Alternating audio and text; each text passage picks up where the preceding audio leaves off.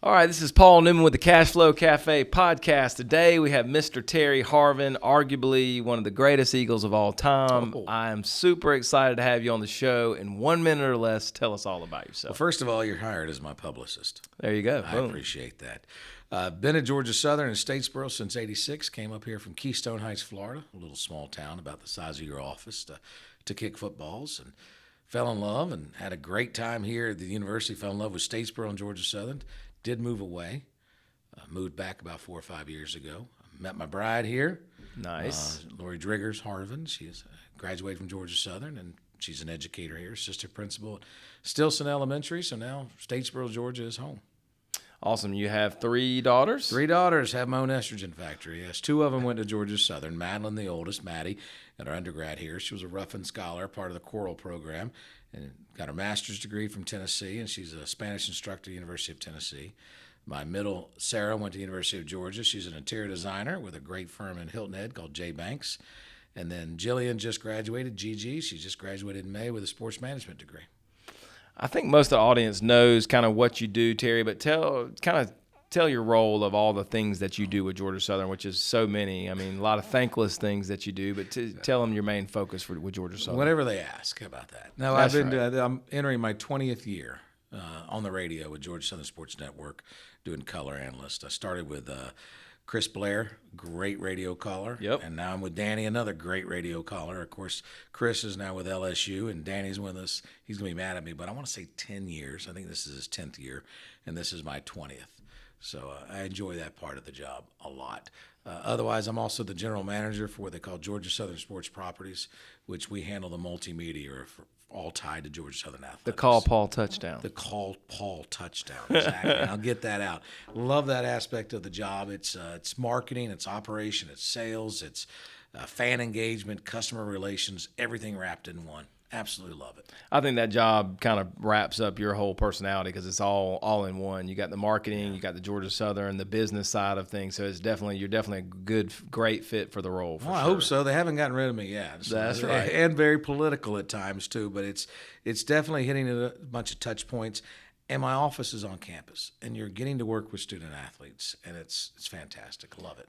So if somebody wants to market with Georgia Southern, they hit Terry up, try to figure out where Terry can fit in the sports marketing with Georgia Southern. Yeah, you either call me or Cam Brown, which has played football at Georgia Southern. Very fortunate to have him on, and we got a lot of Georgia Southern folks in there, and Taylor's a Georgia Southern grad as well. Danny's are only not, so I'm going to work on him getting a college degree from Georgia Southern so he can put that on his resume. There you go. But yes, if somebody wants to, what we always say is you want to connect your brand to the fans.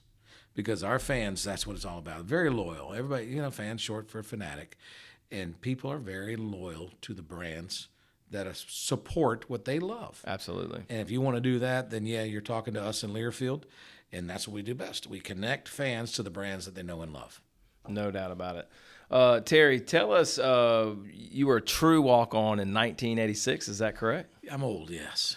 Yeah. I'm old. 1986. Mom and Dad and I drove up here. I brought my own bags of football and tried out on the soccer field off Fair Road, which is across from Wendy's. Mom and Dad sat in Wendy's. Doc Spurgeon was out there with Coach Healy, our defensive coordinator. And I kicked some footballs, and they invited me out back to camp, which was 2-a-days. I grew up a Florida Gator fan. Nice. Always thought I'd be a Gator.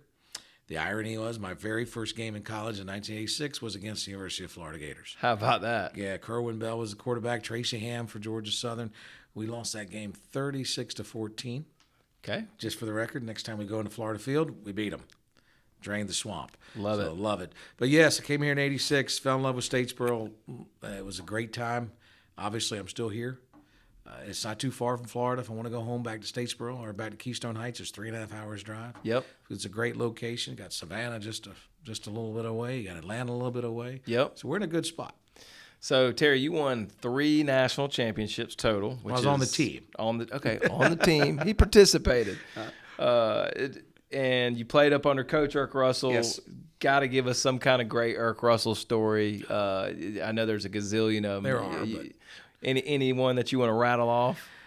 Got in 86. We won in 86. We won in 89 and 90. Of course, the legendary Tracy Ham, who's a great friend as well, was the quarterback in 86. But yeah, there's a lot of Erg stories. I was there in '89. We went 15-0, first team to go 15-0, and then Coach Stowers' first year in 1990, we won it all again. So very fortunate and blessed to be here at the right time as a punter and a field goal holder. I always like to add that. But Erg stories, there's a lot. Coach Russell, player coach, yes, great storyteller, great for the community. His impact, the way he communicated, was just so good. I don't remember him. He wasn't not big on profanity. I mean, he could raise his voice, but he didn't dog cuss you out and all that other stuff. He was great to talk to, and I was very fortunate to be able to hang with him and talk to him quite a bit. Yep. I'd go to his house, sit on the back porch while he watched Wheel of Fortune, for instance, and we would joke around about that. That's a good story. I'm trying to think of one that might be quick. Walking with Coach Russell on Fridays on home games, we would walk from Dorman Hall as a team to the conference center for quick meetings, and I get to hang back there with him. And I used to always tease him. I would write his book.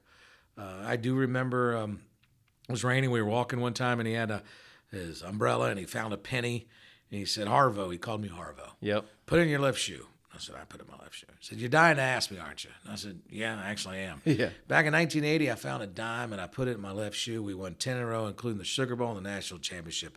So don't take that penny out of your shoe. I think we got off to a 1-3 start. We found a penny. We won the rest of the games. We ended up losing to Furman in the National Championship in '88. So I wish I could tell you I kept that penny. I could lie and say I did, but I didn't, But I'm older. I wish I had. So Irk was superstitious then, is what I'm hearing. Extremely superstitious. Yes. I remember going down to Florida on the bus. We'd play FAMU down there in the Bold City Classic. And every time we crossed the Florida line, he would yell back, "Harvo, you ever run the dogs, go to the dog tracks?" Because he knew I was from down that way. Yeah. And I said, "Yes, sir, yes. Which one you like to go to?" I said, "Well, Orange Park off Blanding because it was closer to the house. But the one up in Fernandina Beach and elsewhere." He goes, "Yeah, I like the one up in Fernandina. Love to run them dogs." Every time. That was it. He'd say the same thing. We'd cross the Florida line. That's hilarious. It was just, silly stuff. But it was great. We did the Eagle Creek, baptism in Eagle Creek on Thursdays. He had the jug of water. Our weekends begin on Thursdays? Weekends begin on Thursdays. Now, we were the quarter system back then, so there was a reason for that. Mm-hmm. Classes typically weren't on Friday, and the nightclubs were thumping at that point. There was only two. So. But even when I got to school here in 01, my weekends did begin on Thursday. Well, what's the line? Is the girls outnumber the boys? Yeah, they did. Yep, and they're all good looking and they're all rich. But I don't know if they're all good looking and all rich, but pretty close. Pretty close to it. And Coach Russell liked to say that. And our dorm was Dorman Hall. And it was right across the street from Dingus McGee's. Yep, I was my dorm right across from Dingus. It was the last year of Olive. Was it? Olive Hall. Oh, Lord. So there's some stories about Olive. But anyway, there was basically two. There was Archibald's, which was a great place that I worked at with David Ball, who's a local. Mm-hmm. David Ball was fantastic and let me work for him at Archibald's Restaurant and Tavern, still one of the greatest places ever. And then Dingus. So I remember sneaking out at curfew. We'd go over to Dingus, and then right before curfew, run back to get into Dorman Hall to get checked, and then sneak back over to Dingus.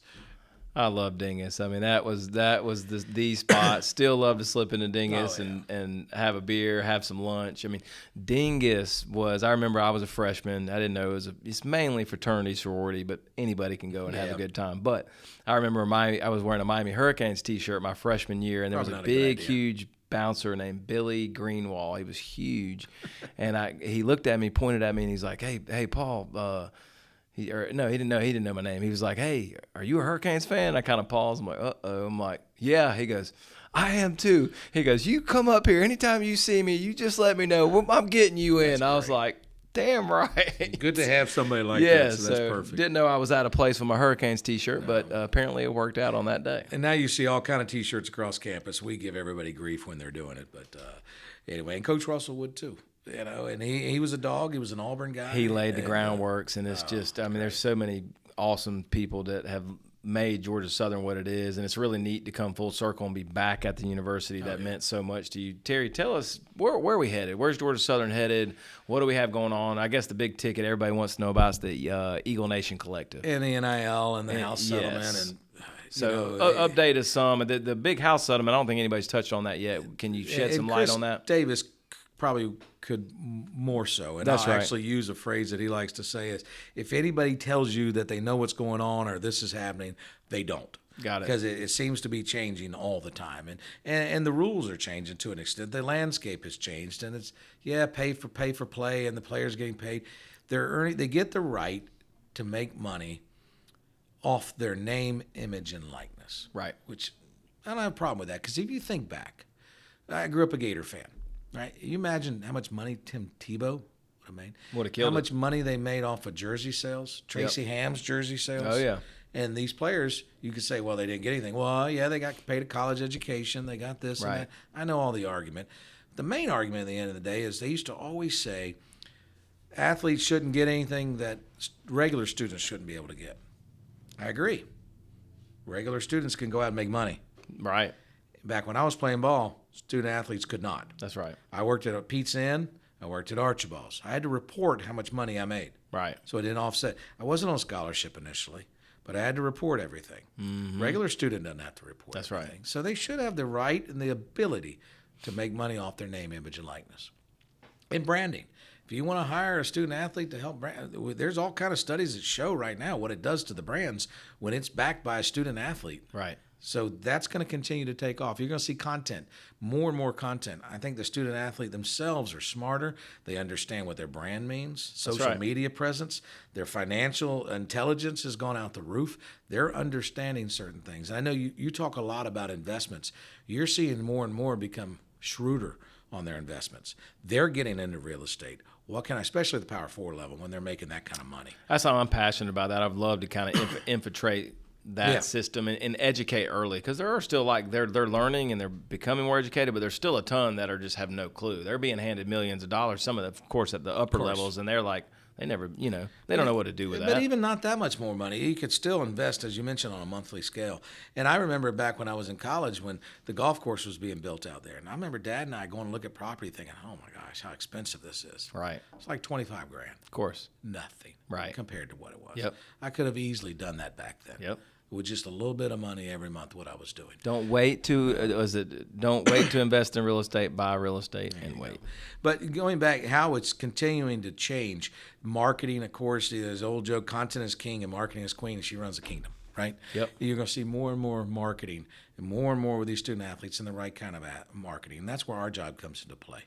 So if Paul Newman wants to sign a student athlete to do some NIL, we're going to talk with you, and we're going to look at the student athlete's best interest in yours, piece it together, making sure they're doing the right thing, and then make sure the money is going through the right process. Right. Did that student athlete do what they were supposed to do? Do they have the rights to use the brand of Georgia Southern? Student athletes have the right to make money off their name, image, and likeness, but not Georgia Southern's. That's right. And that's where the commercial side of it comes into place, us. And we make sure the right partners are aligned with them. Does it fit into their character? Does it fit into their brand, what they're trying to convey? But again, connecting the fans to the brands that they know and love. Using student athletes to do that, it just takes it to a whole new level. Terry, what's going to happen with the Eagle Nation Collective now that the new settlement's been announced? Thankfully, you had some founders clubs that helped put together the Eagle Nation Collective. Leonard Bevel, as you know, got that started. And you're a member of the founders club that helped plant that seed money to get it going. Now it's going to come in-house. With the house settlement going, that Eagle Nation Collective will now become the Eagle Nation Fund, which comes within the university and the athletic foundation. So it'll be another way that Eagle fans can help support student athletes or the university is by donating to that. And that's go through rev share, or which we're calling licensing, right? Okay. So the student athletes will sign licensing agreements with the university, not employees. That's a key verbiage there. But you, Paul, as a donor, or anybody as a donor, can say, I want to support the volleyball agency account. Okay, well, we have a place for you on that. I want to support student athletes that are playing women's soccer. Okay, we have a fund for that. It's called the Eagle Nation Fund. I want to help with paying our coaches' salaries. Okay, well, we have something for that. So there's like 5 different areas. Or I would like to see new locker rooms for XYZ. I can help support in that area capital project. So instead of something fairly vague, you feel like now it's going to be a little bit more dialed in with the new system. That's up to you. There's options. There's definitely more options and tax write-offs. And obviously we're not accountants, so we're always going to say We advise you to go that's seek right. counsel from your But accountant. if you're a or whatever. business owner now, before you weren't getting the write-off, this is a big deal now. You can get the tax write-off. You can get a write-off from a marketing expense because Yes. that's truly what it is. But some people want that philanthropic side of things. Right. And that's where the Athletic Foundation comes into play. And there's some great people over there to talk to over there. And then our side of the house is going to be more on the marketing aspect. Again, going back to the partnerships. We love to use the word partnership, and I think sometimes it's overused, but we actually back it up. Right. Because I can tell you one partner after another who has invested in this that are getting a good return on That's it. right. And that's what we're doing. Whether it's Dolan's, you can talk to Mary Beth and talk about when she first started to now she provides the catering inside Bishop. That's And right. The food's fantastic. Yep. We love it. Or it could be an Uncle Shug's. It could be a Wild Wing Cafe where we have the coaches show. So there's a lot of different food vendors, but there's also car vendors. Franklin Toyota will tell you how many sales they're making directly connected to their involvement with Georgia Southern. Yeah, I think the business owners that are not involved just need to think about how to get creative and how that partnership would work for sure. Oh, we agree with you on that, and we go through it. I don't have a cookie cutter approach, and Cam doesn't either. Where we go, this is how much everything costs. Right. We're going to sit down with somebody like, what are you looking for? Who are you trying to target? What are you trying to do? That's right. Get to know the brand and Get to know it, and then figure we'll out. figure out. We'll say, okay, Paul, we think you really need to focus on baseball, or we think you really need to focus on softball, or Right. women's basketball, and we'll connect you that way. And it might be through social media. Again, you and I talk about content. What you're doing right now is a podcast, which is fantastic. Yeah. That wasn't there 3 years ago, 4 years ago, That's 5 right. years ago. So how can we take your brand of Paul Newman and get it into Georgia Southern fans so they know if I want to do business, I want to buy real estate, I need to call Paul. Love it. Call Paul, baby. So Lenny B was the head and kind of the founder of Yes. our Eagle Nation Collective. Is Lenny still? I know, of course, he's going to be involved because he's Mr. Georgia Southern. But is the checks? Who is the common person that's given to the NIL? Who are they going to see now to kind of give? They're going to go through the Athletic Foundation. There's a lot of great folks over there. Allie Ware's over there. You got Joe Chapman. You got Ben Schramm, Michael Ellis. Same people that you deal with now that you're talking to about your donors, your ticket levels, and everything those are the else. guys you need to go see. Same folks. Okay. And they can help direct it and say, because you may say, I have a heart for, again, women's softball. I see the trend on it. They had a great year. We got to help get our best players. I want to contribute to that. I love men's basketball. Yes, That's it. You're part of the tip-in. Right. The tip-in, which is a whole nother group. But Leonard, the Anthony Tippins, all still have a role, whether it's the tip-in club, Leonard with what he was doing with the collective, because they're all on the foundation board as well. Got it. And they're our biggest cheerleaders, just like you are. And they're out there. So it's not like Leonard's just going away. He's still going to be heavily involved, right? And he's volunteering his time because it's a non-paid position. So he's still going to be heavily involved, help pulling off the concerts, the events that we've done in the past, lining up the right people. So it's the only thing that's really changing on that aspect is it's flowing underneath the Athletic Foundation, be called the Eagle Nation Fund versus Collective. Can you? Has it been publicly announced of who the big football speaker is for the August event? Can we announce that yet? That's a good question. I know we got to hear about it in the. But maybe we'll table that. Just I may in have case. to table that one. We'll table either that or one. But Chris. get your Chris is football gonna be tickets texting early. me. That's right. Don't. And that's going to be August 8th, I believe, that Friday night. Yes. And that'll be a fun weekend. It'll be a good event. I believe we're going to do it at the Jack and Ruth Ann Hill Arena Convocation Center. So it'll be air temperature controlled. Yep, that's It's gonna be good. great. It's a beautiful My facility. son's birthday. He may be a little mad, but I may do You both. Bring do him. both. Yeah, I he'd think probably he'll get enjoy bored. the former coach who will be there speaking, who's a nationally named guy. So it's fun. And those are fun events. I enjoy it. Now, I get to MC them, which is really fun because I get to talk to these folks. Oh, yeah. But it's everybody's walks away going, wow, that was great. Yeah, I love a lot of our events. The In the Round's been great.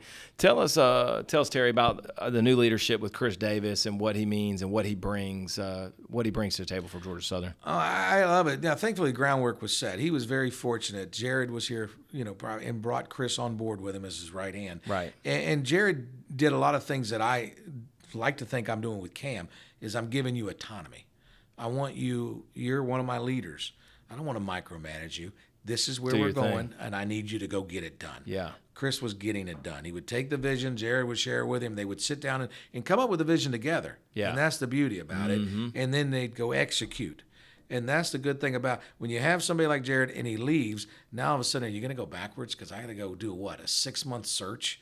Go find, and then is that new person going to come in? Are they going to fit into your culture? Everything's going to change. You got to learn. We didn't have to do that with Chris. That was such a really good fit to keep the train right on the tracks. And I think that might have been the idea all along. Yeah. And thankfully, Chris, now you got to have somebody who will step up and be ready for that. Dr. Marrero recognized it early on, right? And Jared did. So they were preparing Chris for that day because, Jared was going to move on eventually. That's right. He didn't know when it was, but you knew it would. And now Chris has got to pay for it. He's going to have to do the same thing, right? Now, I'd like to think that Chris will be here forever, but you and I both know he's dynamic, right? He's going to get things done. And think about his background. It comes from our world, multimedia rights. That's right. He understands the marketing side of things. He's been involved with sports, good pedigree from where he's been, the schools that he's been to, where he's been, and he's real. No doubt. He gets it. He's become fabric of the community. So he's not in a hurry to leave, but you always have to have a succession plan. And I think what Jared did and what Dr. Marrero did was spot on with Chris. And again, he and I go at it. It's fun. We have a great relationship. The thing I always joke, the biggest strength for me is that Chris understands our business. Yeah. My biggest weakness is that Chris understands my business. Right? I can't get anything by him. That's right. He already he can call BS on me real Oh, quick. yeah. And that's fun to do. He and I go at it a good bit, but we're on the same page on 99.9% of the time. That's right. And it's helpful. And it's not just helpful for me here at Georgia Southern working with him. He's got a relationship with my boss, Pat Fagan, because they've known each other for years. He understands, because his background's from IMG, so he understands Learfield. He understands what we're doing across the United States, and he's so well connected across the industry that the connections is definitely something I've noticed with him. Gosh, I mean, he can pick up a phone and get anybody on the phones, and that's what makes the world go round. I mean, connections. So when I go out to Learfield, our corporate conference out in Dallas, just at the beginning of June, the amount of people that ask me, "Hey, how's Davis doing? How's CD?" Right. From the University of Tennessee, Alabama, stuff like Florida. Hey, how's our boy CD doing? That's awesome. Yeah, it was great stuff. Well, and some of these guys like Jared and Chris that have paid their dues, we are picking up things that they've learned across the way. They really, at the big schools, so we're picking those things up and getting better and better. Without losing the spirit. I don't want to right. cut you off because, a lot of times, especially those watching and listening, you work for a company, you got a new boss comes in and they want to change everything, right? Right. And Georgia Southern is very, and you know how our fan base is, Eagle Nation's very tight with traditions. Oh, yeah. I think what we've been able to do is the fan engagement, keeping traditions, but with the spirit of progress, too, with trying to keep the character.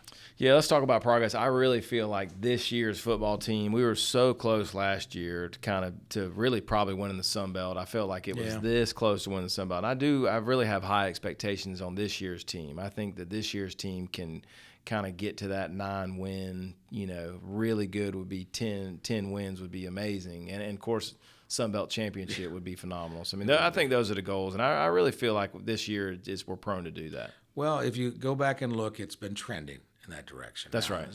Fans. And again, you got to remember, short for fanatic, people, to hark back on something Coach Monken said. We played Navy. We're supposed to win. Yep. Now, are we always supposed to win? No, on paper, not. But we have to have that mentality. Yeah. We're supposed to win. Right. So our fan base is that way, which they hold everybody to high expectations, and we better deliver. This will not be easy. Every year seems like our schedule gets harder and harder. Oh, I agree. The idea that we're opening up with Fresno, which is coming off of a good year and a good coach, by the way. 2 West Coast games to start the season. And then, by the way, we're going to stay out in California and play Southern Cal. Yes. Before we come home to play Jacksonville State, which is really good. Can Helton shock the world? Could we shock the world? What? Hey, let's just say that would be one of the sweetest wins of all time. It would be, especially for him. But again, we're in our mindset. We have to think we're supposed to win. Yeah. We should win every game. Coach Rush is always, if we can win that first game and the last game and every one in between, we're going to be okay. That's right. Right? Good coach speak. But again, this is not an easy schedule. And the Sun Belt as a conference as a whole continues to get more competitive. Did we just add Louisiana Tech? Not yet. Is that a rumor? Is that going to? There's a lot of things going on with Texas State being courted by the Pac-12.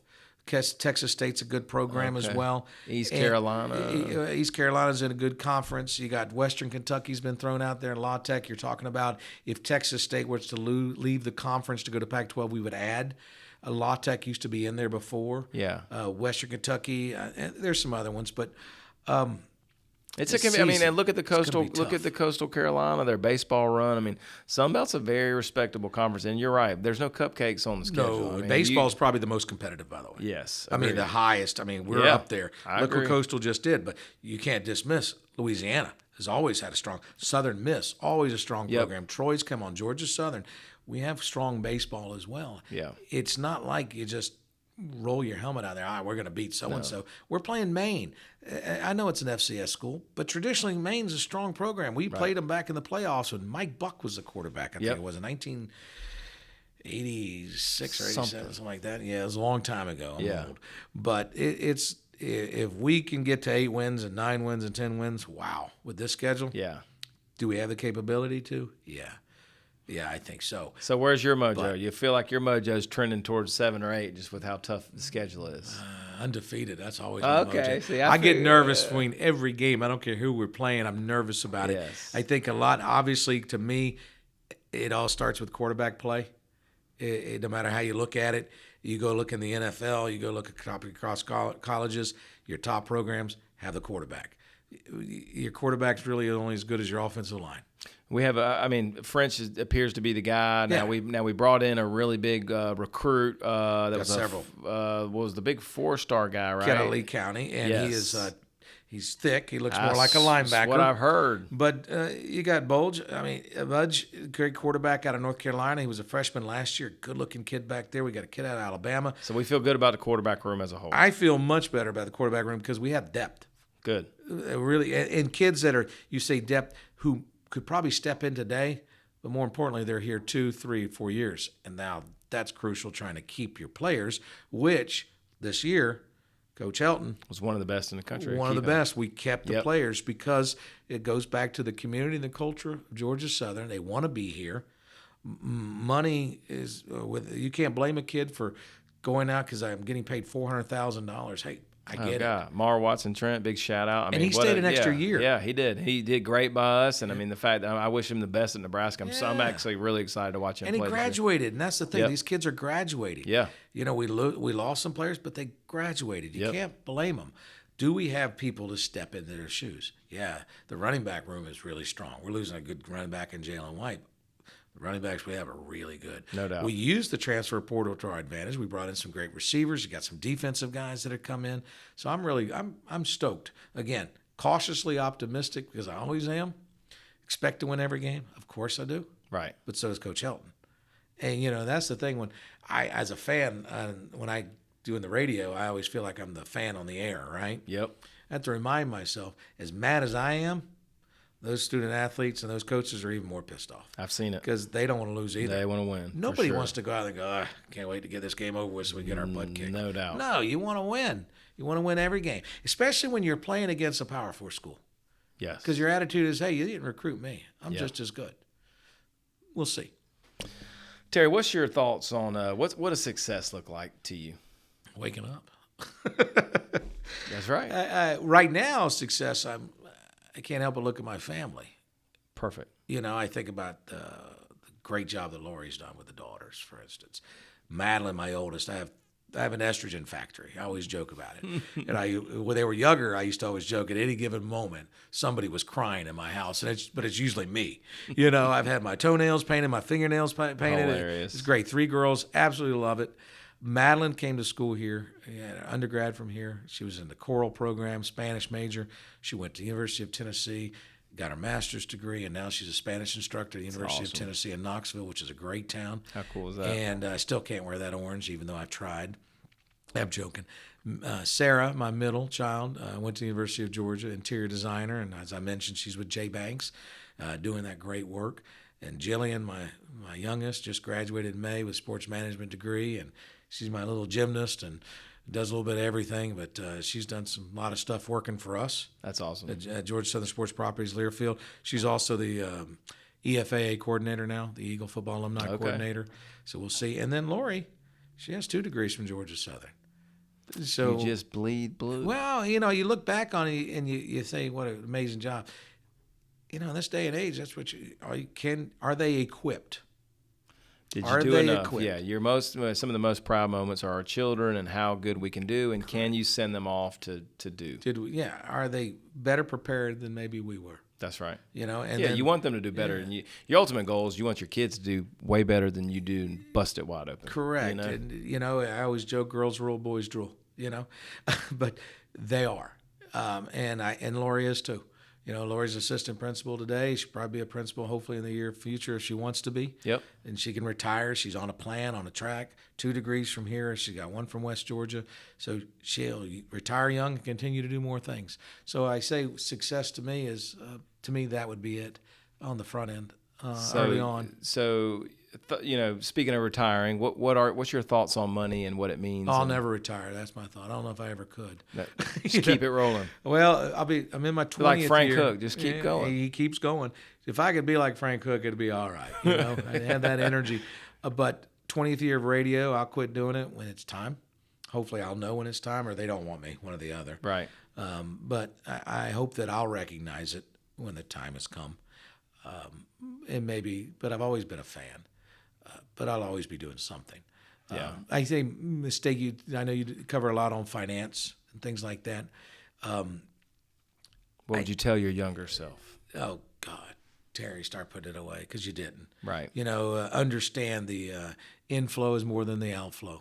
Quit worried about what everybody thinks or the look you're trying to go for. Right. What's really important. Those type of things. Yeah, you wish you could go back and fix things. You can't. I would have done more what you're doing. Real estate. Yep. I definitely, to this day, think, I look back on, Lori and I reminds me all the time, you remember XYZ apartment or these condos over for sale. If we'd have done that early on when Georgia Southern was here, when we were here and had the ability to, we didn't think we did. It's kind of like those people that say, well, wait to have children until we're in a financial position. Yeah, you're going to be waiting. You just got to go. It's almost like you got to force it. You're right, like taking action. Yeah. And you do, like sometimes you truly don't have it, right? Yeah. But a lot of it begins with the thought of what does it look like if I could get there, right? Like setting those little baby goals, going, can we scrounge $20,000 to buy our first place?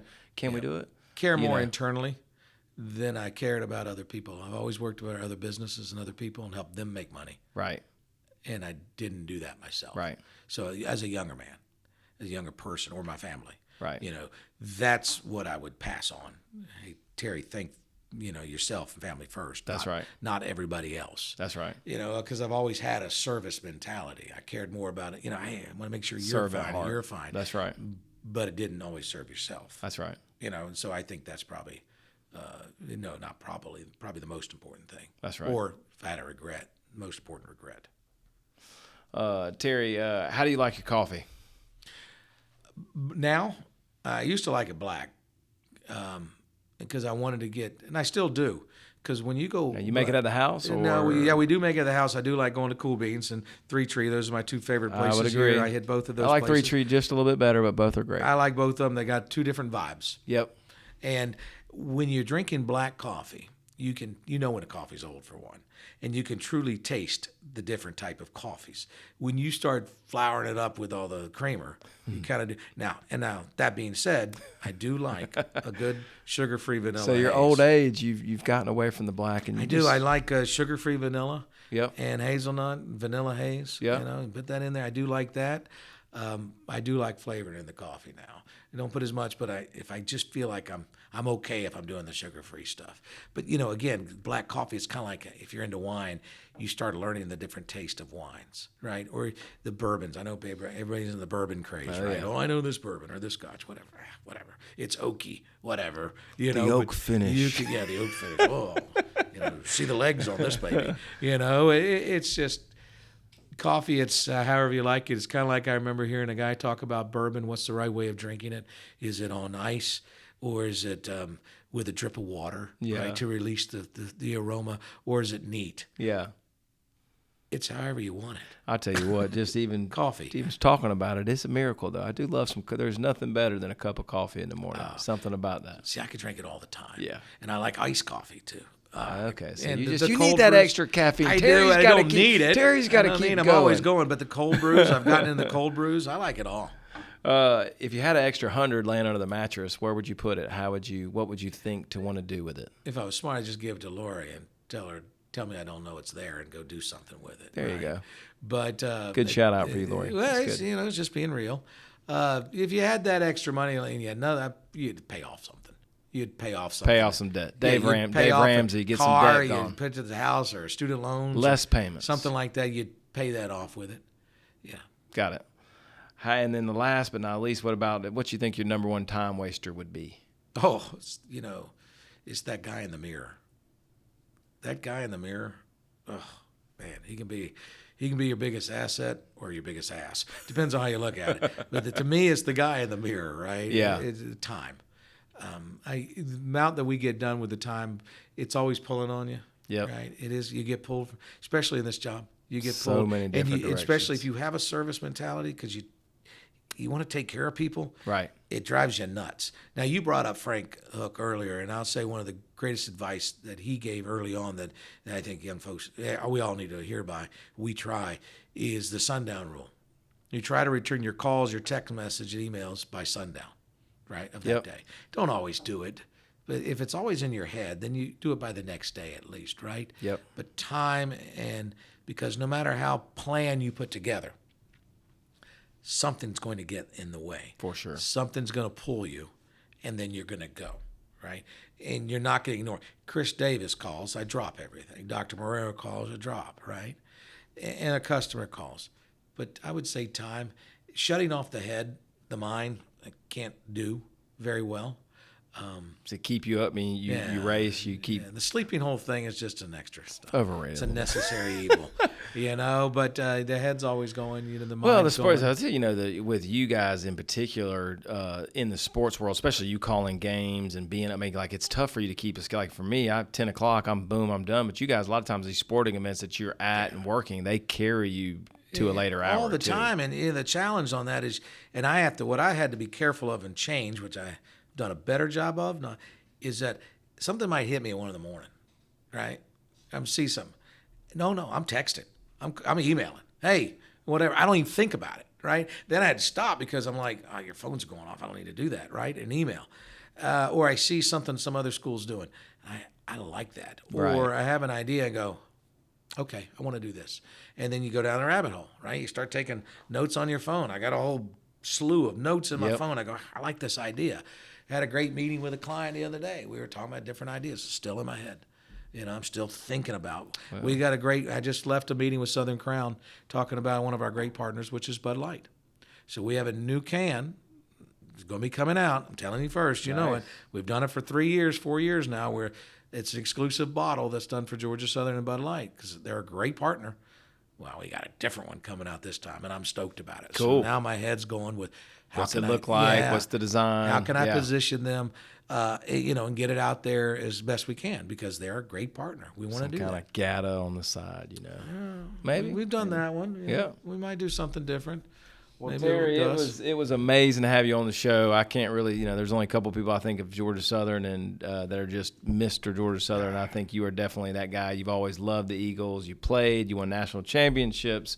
You've done business, and you've been a true servant for Georgia Southern, Terry. And I know the Eagle Nation family loves some Terry Harvin. So. Well, I appreciate it, and I think they know I give right back. And unfortunately, sometimes my again, going back to strength and weaknesses, strength is passion and loyalty, and that's also could be my biggest weakness, right?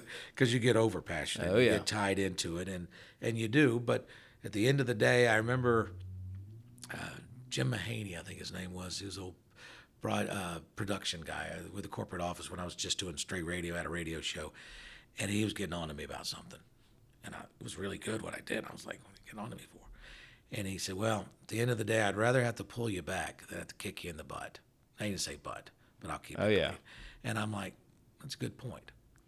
And I'd like to think that's the case. At the end of the day, at least I made a check. I made my effort, We appreciate you, Terry. Appreciate you. And great for coming on, and we'll have you on soon. I hope so, and I appreciate what you do in the community. This is good stuff. It's about partnerships. It's about giving back. And that's what you're doing. It's aligning yourself with the fan base. And dude, that's what we tell our partners. You do it naturally, and I appreciate it. It's not just what you do from a marketing standpoint, but from a networking standpoint. Yep. Because he reaches out to Cam, our sales rep, all the time about just having lunch and sharing ideas, Paul. That's the kind of stuff, because we have to be successful, and we need you to be successful. We all got to win. So that's the word of the true partnership.